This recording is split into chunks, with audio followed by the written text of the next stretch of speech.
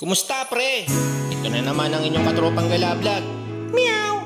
Alam nyo ba, sa buhay natin, marami tayong nagagawang pagkakamali. May mga naging desisyon tayo na pinagsisihan natin sa huli. Ganun talaga, walang perpektong tao. Ang mahalaga sa bawat maling nagagawa mo, matuto kang itama ito. Lahat naman tayo nakakagawa ng desisyon na pinagsisihan natin sa future.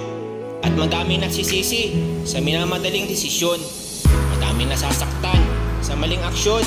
At kung ano ang desisyon mo ngayon, yan ang magiging kinabukasan mo.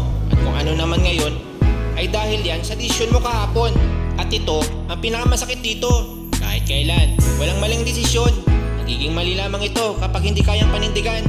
Kaya ito lang may papayo ko sa'yo. Sa lahat ng desisyon mo sa buhay, lagi mo isasama ang Panginoon sa puso mo.